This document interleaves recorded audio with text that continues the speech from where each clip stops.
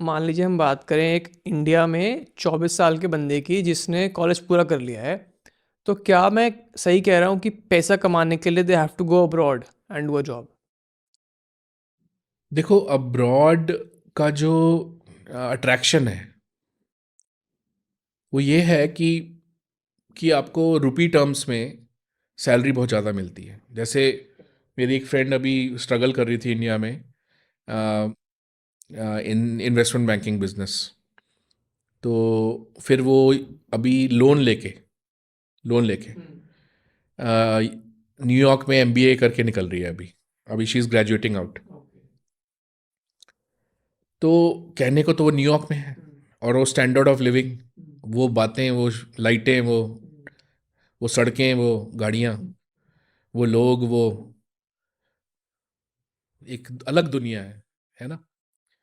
तो लेकिन अगर आप उसका मैथ समझो, मैथ ये समझो कि 1,44,000 रुपये की सपोज नौकरी लगी उसकी बेस्ट टर्म्स में, यानी $12,000 पर मंथ। अब कोई आज इंडियन आदमी कहेगा $12,000 यानी कितना हो गया है रुपये में? अ, अ, कितना, 10 लाख रुपए महीना हो गया है। 10 लाख रुपए महीना, सारा पंजाब इसलिए तो पहुंचा पड़ा है 10 लाख रुपए महीना, है ना। लेकिन वो 10 लाख रुपए महीना सिर्फ दिखता है बस। 40% तो वहाँ टैक्स है, जो सीधा कट जाता है। और अगर आप यूके में हो तो 45% है, और अगर आपकी यूके में सैलरी थोड़ी ज़्यादा है तो 55% है। तो 40% गया, यानी कितना, पाँच पाँच चला गया, $5,000 चला गया, $7,000 बच गए। 1,500 का उसके ईएमआई है जो उसने लोन ले रखा है, एजुकेशन लोन। तो 7,000 डॉलर में से 1,500 वो चले गए, 5,500, 5,500।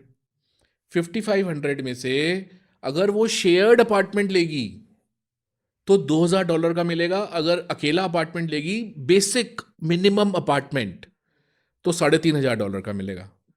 चलो वो $2,000 का ले लेती है, तो 5,500 में से 2,000 यानी $3,500 बच गए।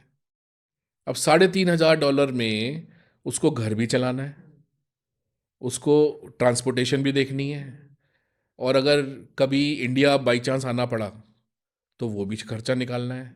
तो क्या खाएगी, क्या बचाएगी?